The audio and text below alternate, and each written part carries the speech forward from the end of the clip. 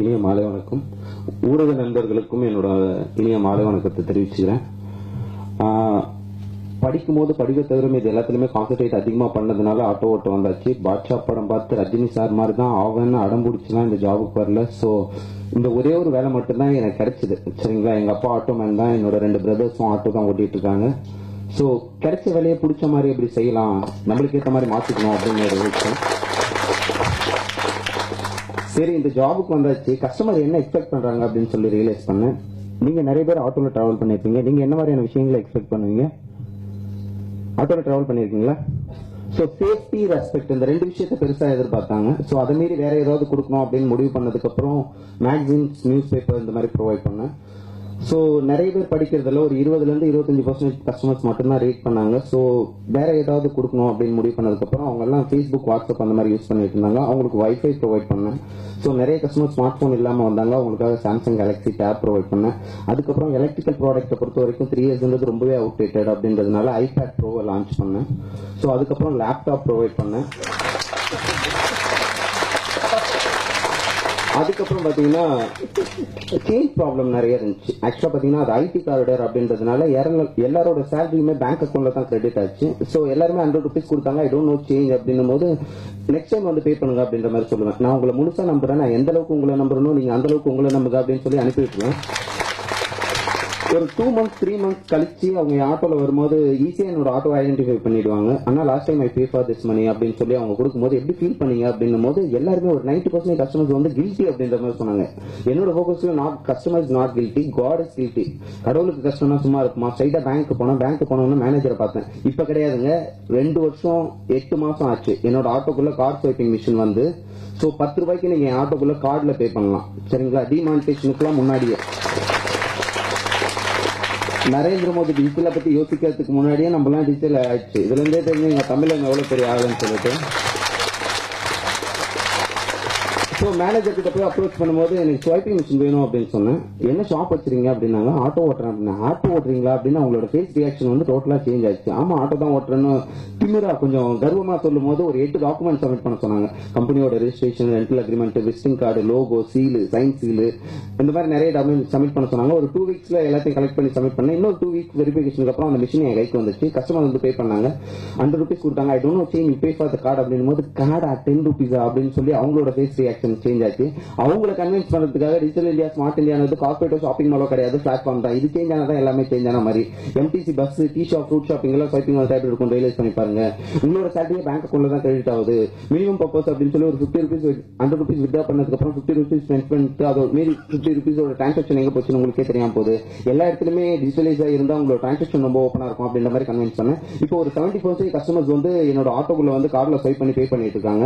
அது இல்லாம அடிஷனலா நிறைய பேமெண்ட் மெத்தட் இது பண்ணிருக்கேன். இதன் மூலியமா எனக்கு என்ன கிடைக்குது அப்படின்னு பாத்தீங்கன்னா, லாஸ்ட் இயர்ல இருந்து என்னோட 1800 rupees வந்து இந்தியன் கவர்மெண்ட்டுக்கு நான் டாக்ஸ் பே பண்ணிட்டு இருக்கேன். ஆட்டோ டிரைவரா இந்தியாவிலேயே டாக்ஸ் பே பண்ற முதல் நான் தான். என்னோட லீகல் மணி கூட அருண் ஜேட்லி சார் பட்ஜெட்குள்ள போகுது அப்படின்னும் போது ஐ am really proud Indian. I am the tax paid person. சரிங்களா. ஸோ அதுக்கப்புறம் பார்த்தீங்கன்னா எம்பரேஜ் டைவர்சிட்டி அப்படின்வாங்க. சினிமா துறையில மட்டும் நம்ம பன்முகத்தன்மையை வெளிக்காட்ட வேணாம், எல்லா இடத்துலையுமே காட்ட முடியும் அப்படின்றதுக்கு ஒரு சின்னதாக ஒரு எக்ஸாம்பிள் சொல்லணும்னா, என்னோட ஆட்டோல ஒரு 8 languages ப்ரோக்ராம் இருக்கு. ஹிந்தி, தெலுங்கு, மலையாளம், கன்னடா, பஞ்சாபி, வெஸ்டர்ன், தமிழ், போஜ்பூரி. எனக்கு தமிழை தவிர எதுவுமே தெரியாது. நான் ஏதாவது ஆந்திரா, கேரளா, கர்நாடகா, டெல்லி, பம்பை, கல்கட்டா எங்கேயாவது போகும்போது அங்கே ஏதாவது ஒரு சின்ன டீ ஷாப்ல தமிழ் சாங் ஒன்னா என்னோட ஃபீல் எப்படி இருக்கும். ஏதாவது ஹிந்தி கஸ்டமர் ஏறினாங்கன்னா, your favourite hero Salman Khan, I play for the Salman Khan song.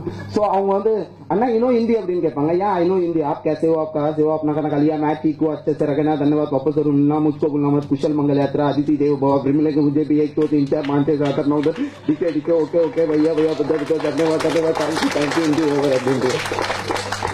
ஏதாவது தெலுங்கு கஸ்டமர் ஏறினாங்கன்னா தன்யவாதாலு மல்லி கொளுத்தும் அப்படின்னு சொல்லுவேன். ஏதாவது கன்னட கஸ்டமர் ஏறினாங்கன்னா தன்யவாதகாடு மத்தே பண்ணி அப்படின்னு சொல்லுவேன். ஏதாவது ஒரியா கஸ்டமர் ஏறினாங்கன்னா தன்யவாத் பூனி அசம்து அப்படின்னு சொல்லுவேன். ஏதாவது பெங்காலி கஸ்டமர் ஏறினாங்கன்னா தொன்னுபாத் அபார் அஸ்வின் அப்படின்னு சொல்லுவேன். ஏதாவது மராட்டி கஸ்டமர் ஏறினாங்கன்னா அட்டா மச்சி சட்டகளி அப்படின்னு சொல்லிட்டு சர்வான்னா சுபசந்தியா கால் அப்படின்ற மாதிரி சொல்லுவேன். ஏதாவது பஞ்சாபி கஸ்டமர் ஏறினாங்கன்னா கிட்டா வதியா அப்படின்னு. இது எதனாலன்னா அவங்களை இன்ட்ராக்ட் பண்றதுக்காக சொல்லக்கூடிய ஒரு சில விஷயங்கள்.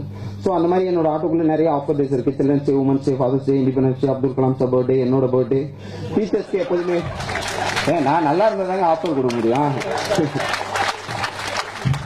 ஸோ அதுக்கப்புறம் பாத்தீங்கன்னா டீச்சர்ஸ்க்கு எப்போதுமே ஆட்டோக்குள்ள ஃப்ரீ சர்வீஸ் இருக்கு. அதுக்கப்புறம் எல்லா கம்பெனிஸோட சிஓஸ் பர்த்டே எப்பவும் ஆட்டோக்குள்ள ஃப்ரீ ரைட் இருக்கு. டிசிஎஸோட என் சந்திரா சார் ஜூன் 2, கேப்ஜெமினியோட பால் ஹெர்மலின் சார் April 30, ஐபிஎம்மோட ஜின்னி ரொமேட்டி மேம் July 29. அதுக்கப்புறம் பாத்தீங்கன்னா சுனாடா சார், அபிதாலினி முச்சுவாலா, ஆக்சவரோட ஆர் ஸ்ரீ கிருஷ்ணா, இந்த மாதிரி எல்லா கம்பெனிஸோட சிஓஸ் பர்த்டே எப்பவும் என் ஆட்டோக்குள்ள ஃப்ரீ ரைட் இருக்கு. படிச்சுட்டு வேலை இல்லாம இருக்கிறத விட ஒரு கொடுமையான விஷயம் இந்த உலகத்துல எதுவுமே இருக்க முடியாது. எஜுகேஷன் சிஸ்டமால மட்டும் உங்களோட லைஃபை ஃபுல்ஃபில் பண்ணிட முடியாது. அதுக்கு அடுத்ததா ஒரு விஷயம் இருக்கு, அதுதான் ஜாப் அப்படின்ற ஒரு விஷயம். சோ படிச்சுட்டு வேலை இல்லாம இருந்தா பொண்ணு கூட கொடுக்க மாட்டாங்க சரிங்களா. சோ அது ரொம்ப காயப்படுத்தும், நம்மள மட்டும் இல்ல நம்மள சுத்தி இருக்க முடியும். அதுக்கப்புறம் என்னோட ஆட்டோக்குள்ள எல்லா ரீசார்ஜும் பண்ணலாம், எல்லா சார்ஜரும் பாயிண்ட் இருக்கு, இந்த மாதிரி நிறைய விஷயங்கள் இருக்கு. சோ விழா நாயகர்களான அனுப் சீலன் சார், அவரு பெங்களூர்ல ரொம்ப ரொம்ப ஃபெமிலியரான ஃபிகர், அவரு நோட்டட் ஃபிகர். அதுக்கப்புறம் அருணகிரி சார், நீங்க இன்னும் பெருசாவே என்னோட வாழ்த்துக்கள். நீங்க தான் விழாவோட நாயகர்கள். 2D என்டர்டைன்மெண்ட் ரொம்ப ரொம்ப சந்தோஷம் சார். நீங்க கடுகுக்கு மெருகேற்றத்துக்கு என்னோட வாழ்த்துக்கள் சரிங்களா. சோ கடுகு போட்டாதான் குழம்புல முதல்ல நல்ல மனமான ஒரு வாசனை வந்து, நான்லாம் பாத்தீங்கன்னா எங்க வீட்டுல சட்னி வச்சாங்கன்னா அந்த கடுகு இருக்கிற சட்னியை மட்டும் அலேக்கா அப்படியே எடுத்து தட்டில போட்டு சாப்பிடுவோம். சோ இது எல்லாமே ஒண்ணு சேர்ந்து இருக்கிறது வந்து உண்மையிலேயே பெருமைக்குரிய ஒரு விஷயமா பாக்குறேன். சோ என்னதான் நம்ம நல்ல ப்ராடக்ட்டை ரெடி பண்ணா கூட அதை மார்க்கெட்டிங் பண்றதுக்கு உங்களோட தயவு ரொம்ப ரொம்ப பெருசா தேவைப்படுது. சோ நீங்க இல்லாம எந்த ஒரு திரைப்படமுமே வெளி உலகத்துல வந்து இது பண்ண முடியாது. நான் ஒரு பிளாட்ஃபார்ம்ங்க, ஆக்சுவலா கசக்கி தூர போட்ட குப்பை தான், அதை எடுத்து நீங்க வந்து மெருகேற்றி பெரிய ஒரு ஸ்கிரீன்ல வெளிக்கொண்டு வரவங்க மீடியா நண்பர்கள் அப்படின்றவங்க. சோ நீங்க எல்லாமே இங்க ஒரு விஷயமே நடக்காது. அதனாலதான் நான் முதல்ல என்னோட கஸ்டமருக்கு ஏதாவது கொடுக்கணும்னு யோசிச்ச உடனே மீடியான்ற ஒரு விஷயத்தான் யோசிக்கவே ஆரம்பிச்சேன்.